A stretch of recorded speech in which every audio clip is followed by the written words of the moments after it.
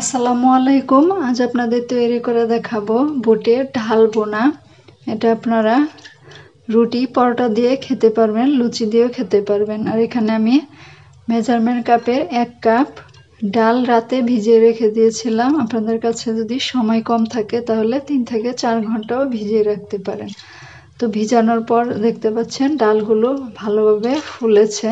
এর জন্য প্রথমে ডাল সিদ্ধ করে নিতে হবে। এর জন্য প্যানে আমি ডালগুলো নিয়ে নিচ্ছি। এখন স্বাদ মতো লবণ দিয়ে দিলাম। এখন পরিমাণ মতো পানি দিয়ে ডাল সিদ্ধ করে নিতে হবে। এখন আমি ঢেকে দিচ্ছি। এখন ঢাকনাটা আমি খুলে নিচ্ছি। আমি চুলার আঁচটা বাড়িয়ে 5 মিনিট ঢেকে রেখেছিলাম। দেখতে পাচ্ছেন উপরে এরকম ফেনা হয়েছে। তো এখন ডাল থেকে ফেনাগুলো তুলে ফেলে দিতে হবে। ফেনাগুলো ফেলে দেওয়ার পর এখন আমি হলুদের গুঁড়া দিয়ে দিলাম। এখন একটু নেড়ে দিব। চুলার আঁচটা কমিয়ে এখন ঢেকে ডাল সিদ্ধ করে নিব। একদম সিদ্ধ করে গলিয়ে ফেলা যাবে না, ভালোভাবে সিদ্ধ যাতে হয় আর যাতে গলে না যায় এভাবে সিদ্ধ করে নিতে হবে। ঢাকনাটা খুলে নিচ্ছি। আমি অফ ক্যামেরায় আরো 2 একবার নেড়ে দিয়েছিলাম। দেখতে পাচ্ছেন ডাল সিদ্ধ হয়েছে কিন্তু একদম গলে যায়নি, এখনো আস্ত আছে। তো এইভাবে ডালটা নামাতে হবে। এখন আমি নামিয়ে নিচ্ছি। এখন ডাল ভুনা করে নিব। প্যানটা গরম করলে দিয়ে দিব 3 টেবিল চামচ তেল, দিব 2টা শুকনা মরিচ আর 1 চা চামচ থেকে একটু কম পাঁচফোড়ন। এখন পাঁচফোড়ন আর শুকনা মরিচ একটু নেড়ে চেড়ে নিব। একটু নেড়ে চেড়ে নেওয়ার পর এখন আমি 1/3 কাপ পরিমাণ পেঁয়াজ কুচি দিয়ে দিলাম। পেঁয়াজ নেড়ে চেড়ে ভেজে নিব হালকা ব্রাউন হয়ে আসা পর্যন্ত। পেঁয়াজ যখন এরকম ব্রাউন হয়ে আসবে তখন 1 চা চামচ রসুন বাটা দিয়ে দিলাম আর দিব 1.5 চা চামচ আদা বাটা। এখন আদা রসুনটা একটু ভেজে নিব, কাঁচা গন্ধ যাতে চলে যায়। ভেজে নেওয়ার পর এখন এখানে আমি 1 চা চামচ মরিচের গুঁড়া দিয়ে দিব, 1/2 চা চামচ হলুদের গুঁড়া, 1 চা চামচ ধনে গুঁড়া আর সামান্য একটু পানি দিব। এখন মশলা ভালো করে একটু কষিয়ে নিতে হবে যতক্ষণ না তেলটা ছেড়ে দিবে।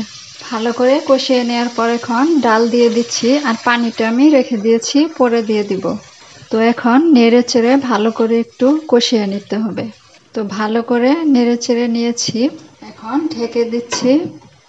এখন আমি 4 থেকে 5 মিনিট এভাবে কষিয়ে নিব আর একটু পর পর নেড়ে দিব যাতে তলায় লেগে না যায়। 4-5 মিনিট কষানোর পর ঢাকনাটা খুলে নিচ্ছি। দেখতে পাচ্ছেন শুকনা শুকনা হয়ে এসেছে, ভালোভাবে কষিয়ে নিয়েছি। তো এখন ডালের যে পানি ছিল এখন পানি দিয়ে দিব। এখানে আমি আরো একটু গরম পানি দিয়ে দিলাম, একটু নেড়ে চেড়ে নেব। তো নেড়ে চেড়ে নেওয়ার পর এখন সামান্য একটু লবণ দিব। সিদ্ধ করার সময় ডালে লবণ দিয়েছিলাম। আর দিয়ে দিব এলাচ, দারচিনি, তেজপাতা, লং আর কয়েকটা গোলমরিচ আর একটা কালো এলাচ আর দিলাম 4টা কাঁচামরিচ। তো এখন ডাল আমি ঢেকে দিব। ঢেকে আরো কিছুক্ষণ জাল করে রান্না করে নিব, ঝোলটা যাতে একটু টেনে আসে। আবার একবারে বেশি টানিয়ে নেওয়া যাবে না, কারণ কিছুটা ঠান্ডা হলে কিন্তু ডাল আর একটু টেনে যাবে, তখন কিন্তু শক্ত শক্ত হয়ে যাবে ডাল। একটু ঝোল ঝোল অবস্থায় নামাতে হবে। তো ঢেকে দিলাম। অফ ক্যামেরায় আমি আরো 2 একবার নেড়ে দিব। বেশ কিছুক্ষণ জাল করার পর ঢাকনাটা আমি খুলে নিচ্ছি। দিয়ে দিব 1/2 চা চামচ পরিমাণ ভাজা জিরার গুঁড়া আর দিব 1 টেবিল চামচ পরিমাণ ধনে পাতা কুচি।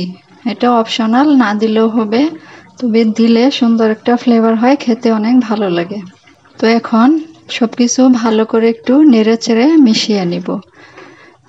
আর এখন আমি চুলাটাও অফ করে দিব। এখন বলতে পারেন গরম মশলাগুলা কেন আমি পরে দিলাম, সবাই তো আগে দিয়ে রান্না করে।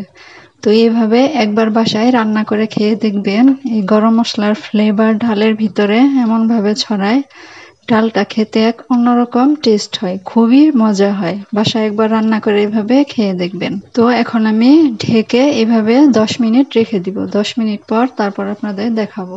তো এরকম একটু ঝুলঝুল অবস্থাতেই চুলাটা অফ করে দিতে হবে, কারণ 10 মিনিট ঢেকে রাখার কারণে ডালটা কিন্তু আরো একটু ঘন হয়ে আসবে। যদি একটু বেশি ঘন করে নামান তাহলে কিন্তু ডাল একদম শুকনা শুকনা হয়ে যাবে। 10 মিনিট পর ডালটা আপনাদের বেড়ে এখন দেখাচ্ছি কতটা ইয়ামি হয়েছে। মাশাআল্লাহ, একবার যদি এইভাবে ডাল রান্না করে খেয়ে দেখেন তাহলে নিজেরাই বুঝতে পারবেন যে খেতে কতটা মজার হয়। আশা করছি রেসিপিটি ভালো লেগেছে। ভালো লেগে থাকলে প্লিজ লাইক, শেয়ার, কমেন্ট করে চ্যানেলটি সাবস্ক্রাইব করে পাশে থাকার অনুরোধ রইল। আজকের মতো এখানে বিদায় নিচ্ছি। আল্লাহ হাফেজ।